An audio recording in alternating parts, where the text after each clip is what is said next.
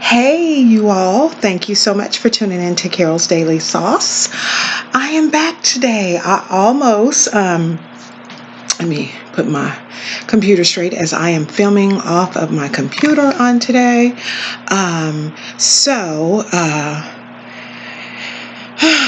I kind of got delayed. A delayed situation. I don't know if it's my internet or whatever it is, but whatever it is, we're going to continue to go forth. We are going to do everything in decency and order. Thank you so much for tuning in to Carol's Daily Sauce. Please like, comment, subscribe, and please, please, please, ma'am, please, sir, please share. Please share out to everybody you know. Don't forget to click on the bell to be reminded of each and every video that I upload. And God bless you guys. Thank you so much for tuning in. As I said at the beginning of last week, or beginning of this week, I think, yeah, the beginning, because we're only on the 6th day, the beginning of this week, I'm trying to be extremely consistent with my videos. And one of the reasons I wanted to become consistent is I know consistency is just wonderful. So what we're doing, you guys take a look at this here. This is, let me come back a little bit so y'all can see it. 30 days, there we go. 30 days to taming your tongue. This is a book by Deborah Smith Pegues. I hope I'm pronouncing her name right. I say that every single day.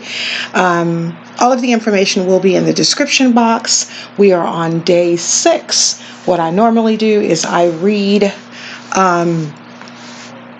the current day and discuss the current day, and then after discussing the current day, I will do a short and very quick overview of the day before. So today's day 6, and what we are discussing is the argumentative tongue. And I think of all the tongues that we've had, and I say this every single day, I know I do, I say this every single day, I think this is the one that I really don't like a whole bunch. This one is called the argumentative tongue. The argumentative tongue. And the scripture reference on this is Proverbs chapter 20, verse 3, and it's the NLT version. And it reads, "Avoiding a fight is a mark of honor. Only fools insist on quarreling." So when I read the day 6 or the chapter 6, what it was saying, what the writer was conveying or trying to get across is that argumentative people enjoy directly resisting anyone whose viewpoint is different from theirs. So if you think like them, you and them are going to get along fine. You're not going to have too many instances where you are arguing. You're going to be great, because I don't know what this thing is just a shaking. And what I think I'm going to have to do is put my book down for a few seconds. I'm going to put my I'm trying to see if I should just get my stand. You know what? I'm not going to do any of that. I'm going to just continue to go forth. As I was saying, is that they don't want to actually get with those people that agree with them, because quite obviously, if you get with someone that's agreeing with you, it wouldn't fulfill what they're looking for, which is an argument. So they stay and clear away from those who are not argumentative. Being argumentative is a futile use of your tongue. It's actually a waste of time. Certainly not the way to win friends or to influence other people. You can't win anybody over with them having a likeness for you if every time they're around you, you're arguing. It just doesn't happen. So what they did in this day 6 is she wanted to kind of educate us as to why people are quarrelers, why they like to engage in the act of arguing.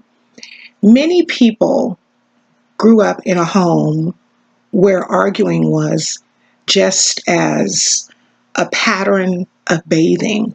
You know how we often, and And I said we often because not everybody does. But we bathe every day. Most people bathe every day to make sure that their body is clean. They brush their teeth every day to make sure that they don't have chronic halitosis.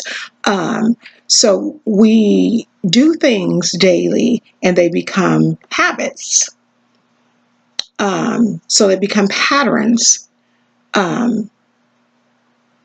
Arguing is not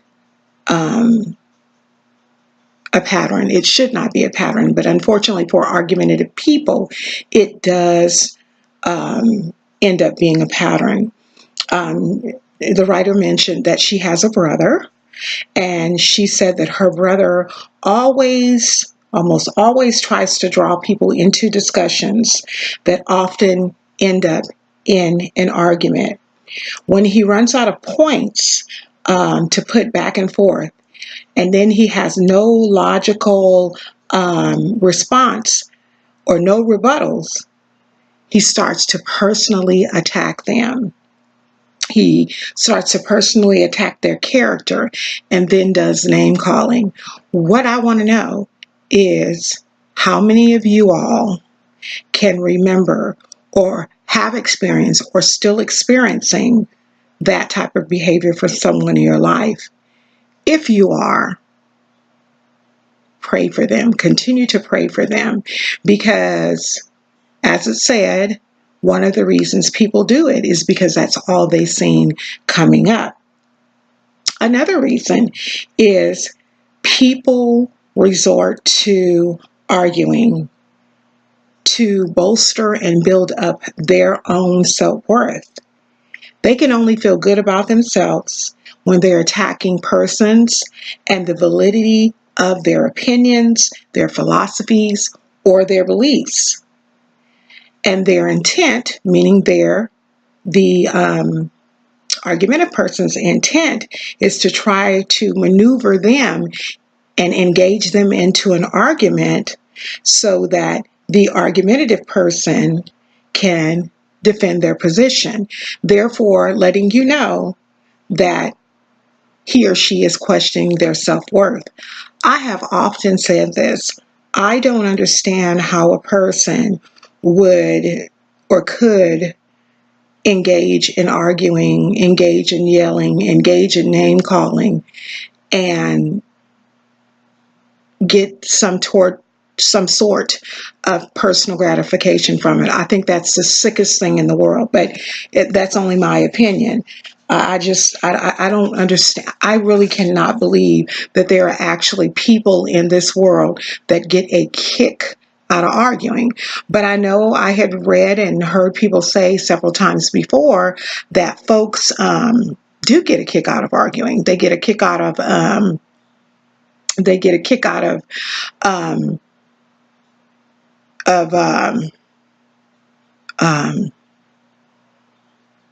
making statements and doing things, and then when the person's making and finding themselves into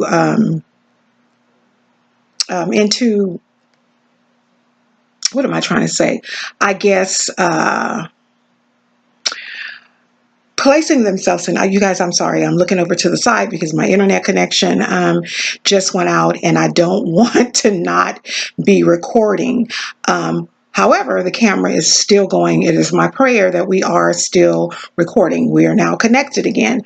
But to me, it just doesn't make sense for persons to even want to participate in arguing. I just don't understand. You guys, the next time I do this on my computer, I promise, I will use my stand that I have, because the stand will keep the camera or keep the computer from wobbling. Those that are argumentative oftentimes look for their targets and go in. They hunt right on in on them. One thing that was said, Samuel said in the Bible, over in Proverbs chapter 17, verse 14, he says, being a quarreler is like opening a floodgate. So drop the matter before the dispute breaks out. If you open a floodgate, a whole bunch of people are going to be killed, a whole bunch of people are going to be hurt, a whole bunch of people are going to be murdered. Just go ahead and close the door to that, so you don't even have to even engage in the back and forthness that the argumentative person wants. When you do find yourself in engagement with one that is an arguer, one that wants to display their argumentative personalities, allow them to speak their piece. And a lot of times it takes forever, because what they want to do is they want to make sure everything that they are feeling within them gets out. Let them be able to get it out. But make sure that when they are finished, that you are in fact telling them that's your opinion, you're entitled to feel that way. If you do that, it kind of keeps you out of the web of their intent to keep weaving. Sometimes you just have to minimize or avoid discussions with the person to prevent an argument. Y'all, I'm not perfect, and I'm not even trying to indicate that I am, but I don't understand how it is that people just won't. I just don't understand how it is that they want to argue. We know in Matthew chapter 5, verse 25, Jesus cautioned us, all of us living in this earth, that we are to agree quickly with the adversary. And the adversary, yep, that's the argumentative person, because agreeing with them, if they're telling untruth, no. But you cannot agree with them and not let them know, because all that's going to do is go back into that web of arguing all over again. A lot of times, like I said earlier, we need to just we need to just minimize and avoid discussions and further discussions with that person that is argumentative, because a lot of times what ends up happening, if you don't, you will find yourself walking on eggshells. You might find yourself kind of stressed out when you're dealing with them. Sometimes, just to be safe, we have to limit our conversations, specifically non-debatable. We need to limit our conversations and specifically make sure that they are non-debatable. That way, even with the argumentative person, we're still being safe. We're still having safe communications. One of the problems for God's children is to learn to disagree without being disagreeable. And I think that is prevalent everywhere. I think that's prevalent with everybody. I mean, none of us are perfect. We all make mistakes. Even if it's not your intent to make mistakes, or make mistakes with something that you said, you still can say something to someone, and it may come off as if you're being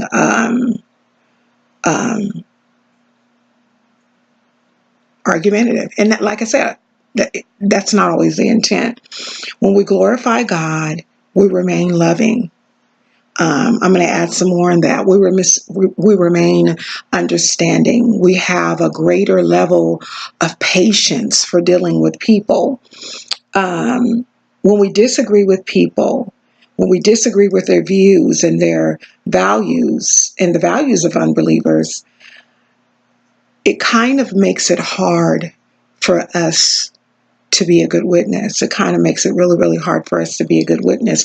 Now, I'm not saying because they are argumentative people or because they are unbelievers that we should allow them to do and say anything. I'm not saying that. But what I am saying is you need to avoid anything and everything that causes you and them to get into disagreements where there's never going to be resolution, where there's never going to be resolve.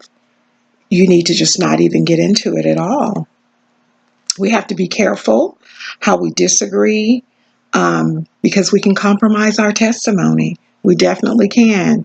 We can compromise our testimony. If you are the person or that one person who has a tendency to be argumentative, or not necessarily that argumentative person, but that person that tends to be a magnet for those that like to disagree. Because sometimes the argumentative person can be our mother, it could be our father, it could be our husband, it could be our wife, it could be our child, it could be our sister, it could be our brother, it could be our mother-in-law, it could be our father-in-law, it could be anybody. So if you have a tendency to be argumentative,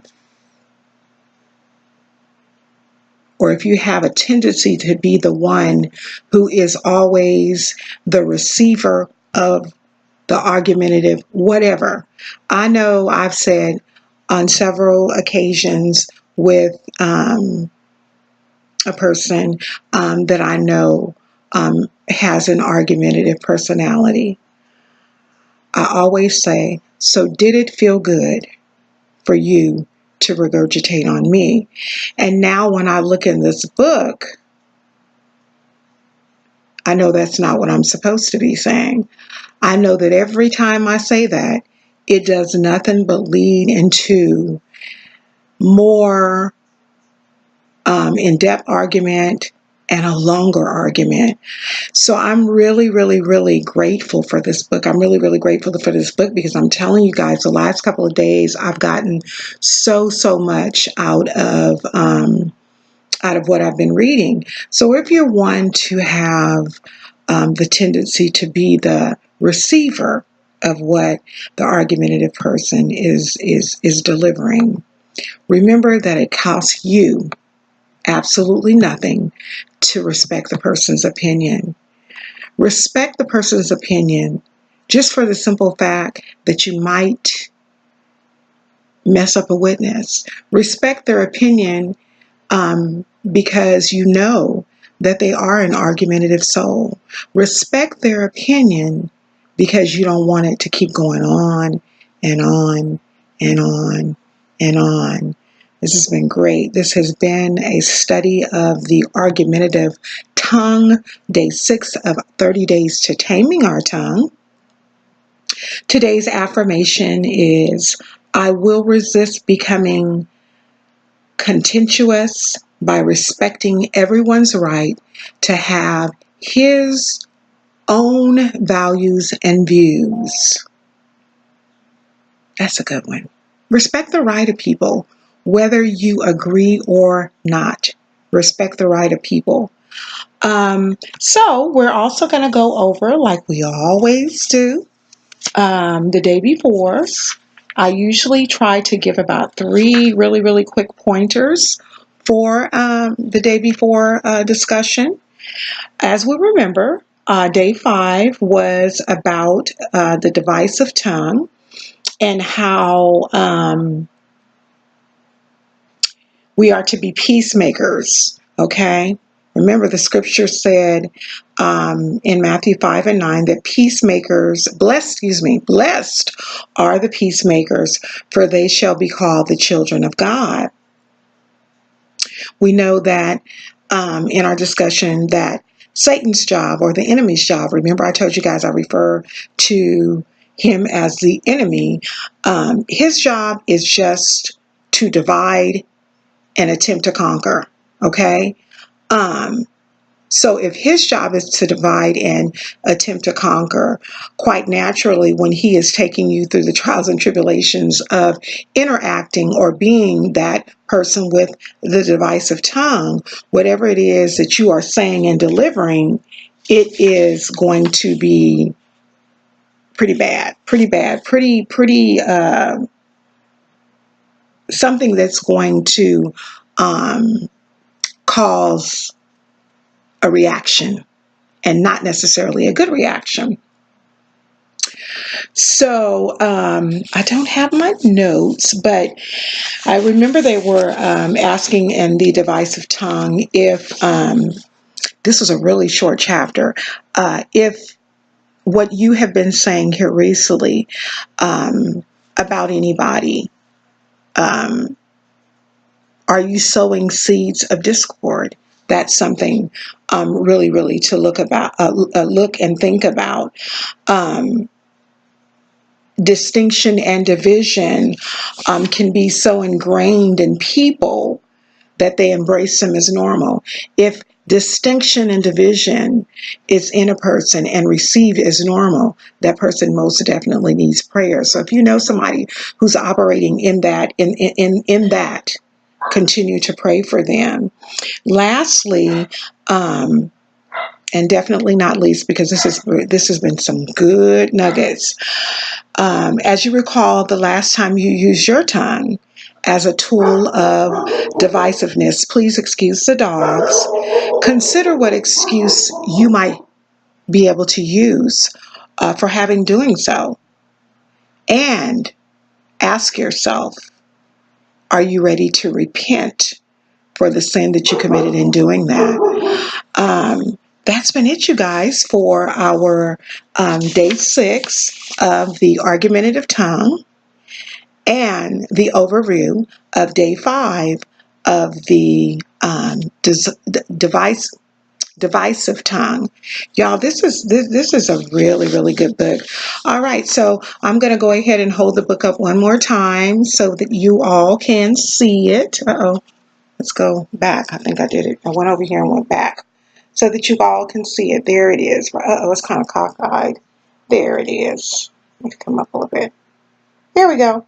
My actual computer is moving so slow, and I don't know if it's because of my Wi-Fi. I have no idea. I don't know what's going on. I have a new Wi-Fi, so I don't know.